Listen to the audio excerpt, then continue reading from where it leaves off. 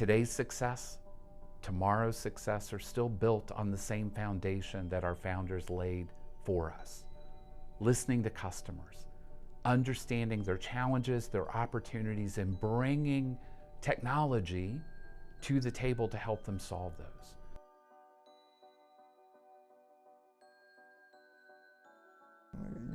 You hear about big companies that got started, okay, great, but the country is made up of a lot of small companies too, medium-sized companies like High Touch, and when you hook that story and continue to promote the legacy and great things that have happened because of that simple start, professor and 2 students, I think it just gives us something to be proud of. You know, when I first joined High Touch, it was really obvious to me what our founders wanted to do, not just with technology and the products that we offered, but also in terms of taking care of our clients and taking care of our employees.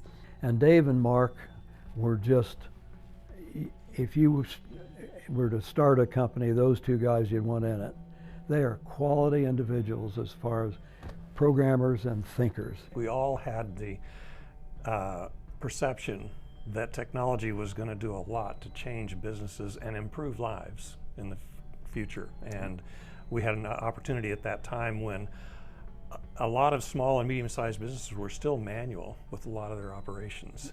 And being a part of the movement to bring technology into those businesses to improve their efficiency, their profitability, and their workers' lives was a nice opportunity that we wanted to take on.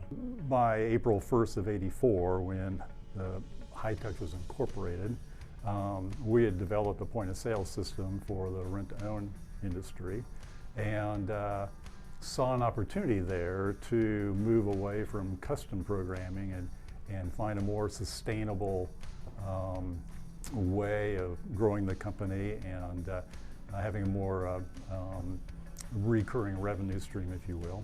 When I came in, we needed to grow. And then once we started growing, there were times we wished we could limit growth. But how many companies turn down new contracts? And so we started getting lots of good business. We had to hire people quick. We had to get them trained quick.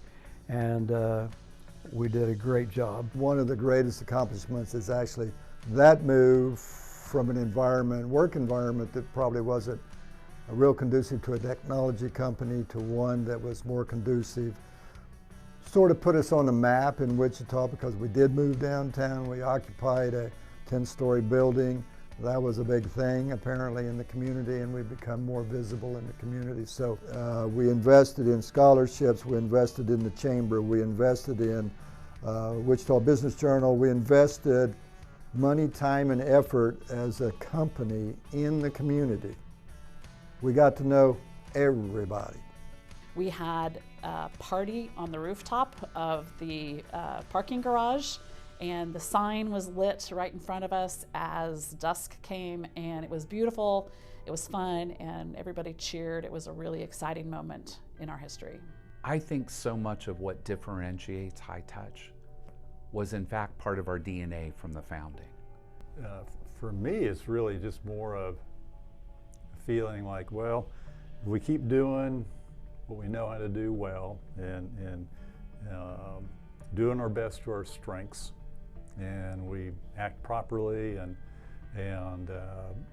keep good relationships and do all the right things in the best way possible, then I think there was an inherent feeling that something good's going to come out of this somehow, some way, somewhere downstream. One of the things that I found most gratifying and fulfilling throughout my whole career was just looking around at my coworkers and seeing that this little company that we started on a kind of a lark was providing for them and their families, and they were getting satisfying careers out of it, and we thought that was, I thought that was pretty cool. I never set out to start a business, run a business, do any of that kind of stuff.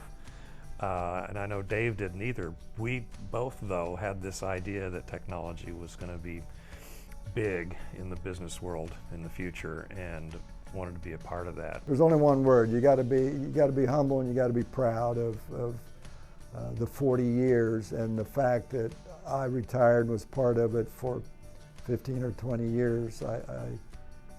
I'll never forget it. To survive and flourish for 40 years, a business has to be differentiated. Something in its DNA makes it different. That difference is part of its commercial success, but it's also the difference that keeps employees there for 10 or 20 or 30 years of their career. It's what attracts the next generation of employee owners to the company and the culture. In our case, we've managed to always have quality people.